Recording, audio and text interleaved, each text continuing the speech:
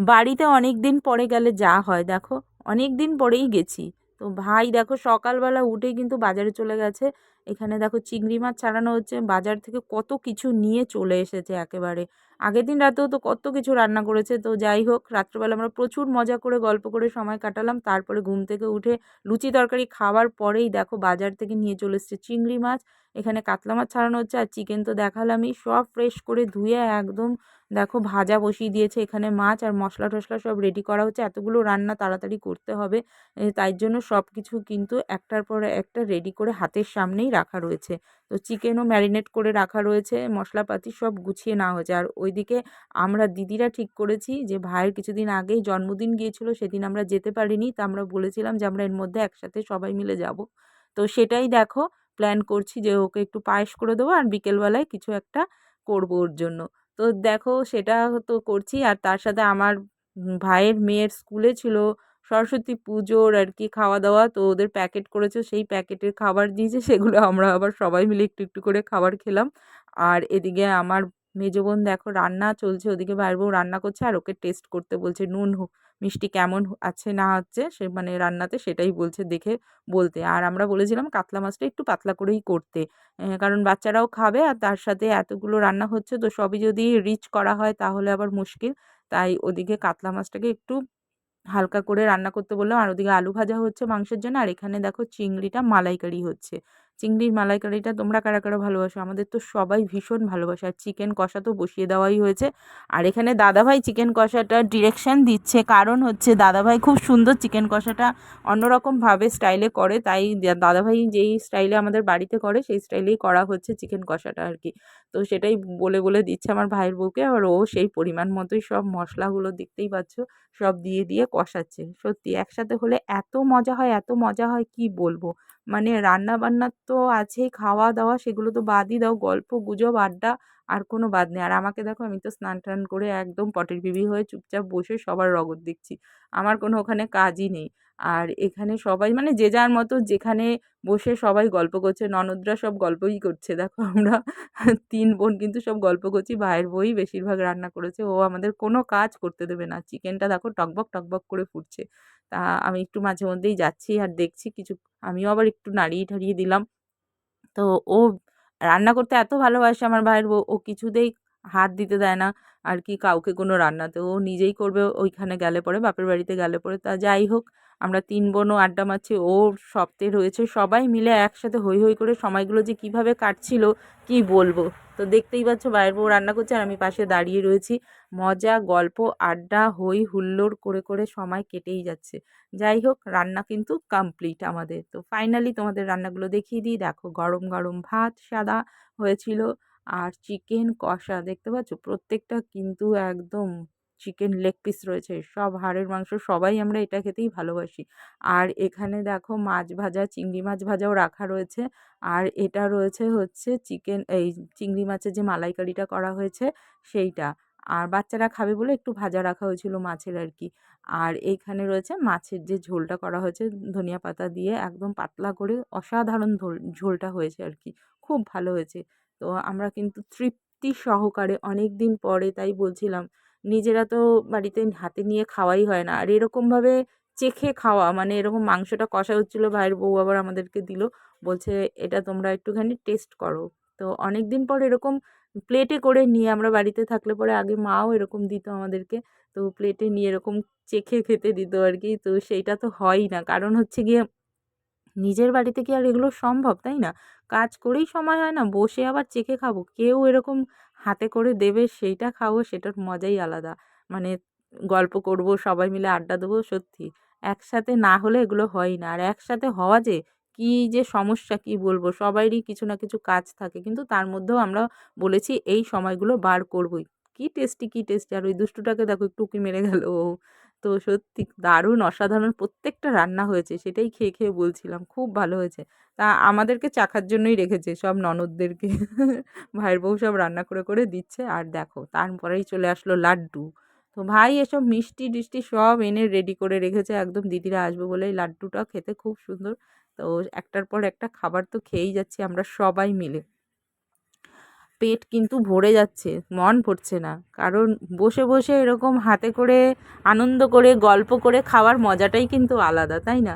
তো সবাই মিলে একসাথে হইচই করে সময় কাটাচ্ছি। আর এইখানে দেখো, যেই বক্সে আমরা গান শুনবো বক্সটাই খারাপ, গানই চালাতে পারছি না। তাই আমার ছোট বোনের বর বসে গেছে বক্সটাকে ঠিক করতে। আর ওই যে বললাম সন্ধেবেলায় আমার ভাইয়ের জন্মদিন পার্টিটা দেবো আমরা আর কি, সারপ্রাইজ পার্টিটা। তো ভাইকে সেটা বলিনি, ভাইকে একটু বাইরে রেখেছিলাম। তো ভেতরে বেলুন দিয়ে সাজানো হচ্ছিল। আর এইটা কি বলো তো, এইটা একটা কিন্তু বনফায়ারের মতো আমরা করেছিলাম। বনফায়ার ঠিক নয়, এটা হচ্ছে হাঁসের মাংস। দেখেছো, আমার ছোট বোনের বরের আবদার, ও হাঁসের মাংস খাবে।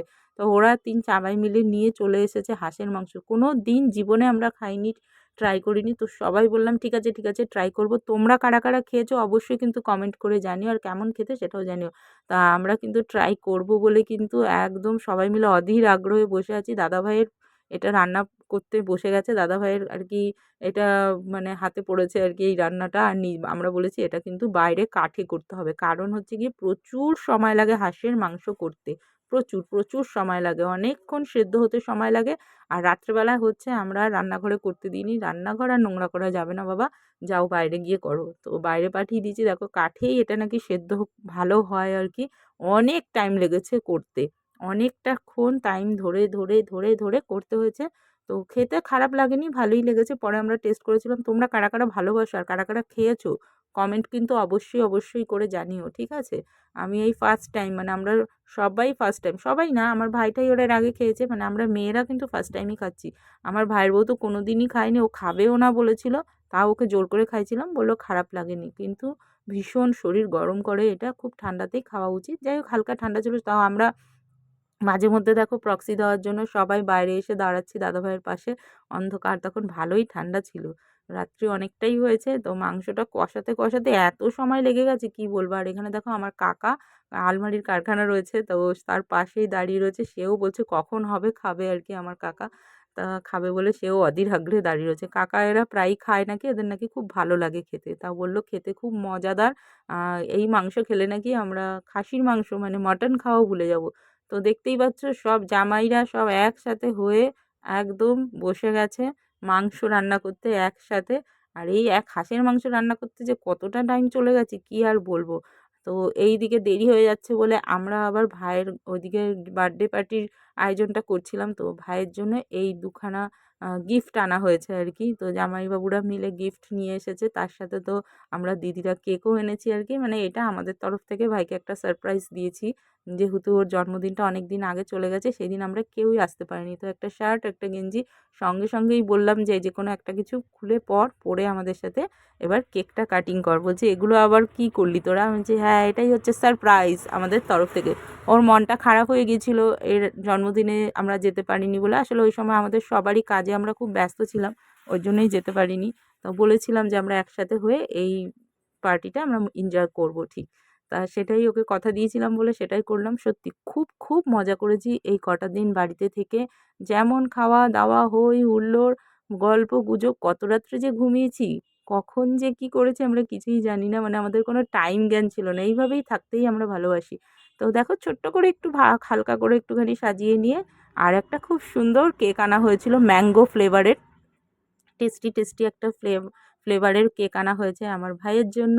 তো লেখাও রয়েছে ভাই বলে। তো আর একটু পায়েস করেছিলাম আমরা দিদিরা মিলে। তো এইভাবে কিন্তু আমরা বার্থডে পার্টিটা সেলিব্রেট করলাম। খুব খুব মজা পেয়েছে আমার ভাই, মন থেকে ভীষণ আনন্দ পেয়েছে। ও ভাবতেই পারেনি যে এগুলো আমরা আবার এসে করব।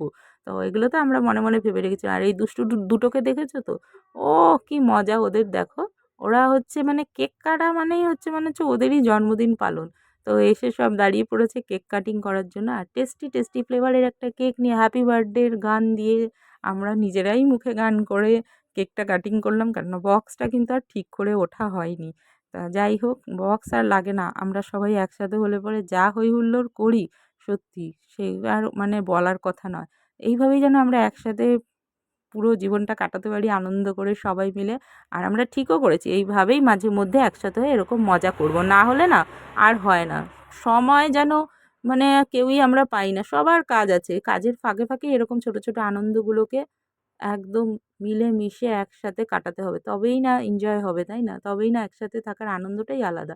যাই হোক কেক কাটিং হয়ে গেল। কেক কাটিংয়ের পরে তো ভাই সব্বাইকে একটু, একটু করে খাইয়ে দিচ্ছে। এটা হচ্ছে আমার কাকার বড় ছেলের বউ।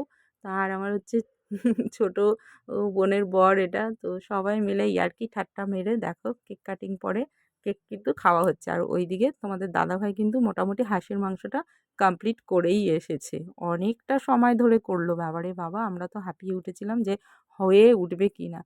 তারপরেই তো যাই হোক লাস্টে খাওয়া-দাওয়া সব কমপ্লিট করে এই দেখো আবারও মিষ্টি। মিষ্টির তো মানে ফোয়ারা। আমার মেজো বোনের বর প্রচুর মিষ্টি খেতে ভালোবাসে। ও অনেক মিষ্টি নিয়ে এসেছে একসাথে করে। তো দাদাভাইকে দেখো রাত্রেবেলায় খেতে দিয়ে দেওয়া হয়েছে। তো সবাই মিলে আমরা সবাই যে যেরমভাবে পেরেছি হাতে করে নিয়ে সব খেয়ে নিয়েছি। অনেকটা রাত্রি হয়ে গেছে অ্যাকচুয়ালি এসব করতে, করতে অনেকটাই রাত হয়ে গেছে। তো সবাইকে খেতে দেওয়া হচ্ছে। একসাথে খেয়ে দিয়ে আবার গল্পগুজব করতে, করতে সব্বাই ঘুমিয়ে পড়বো। আর আমার বোনকে দেখো মিষ্টি নিয়ে বলছে আমি এটা খেয়ে নিলাম। আমি বললাম খেয়ে নে তাহলে। তো তোমাদের পুরো ব্লগটা কেমন লাগলো অবশ্যই জানিও কিন্তু।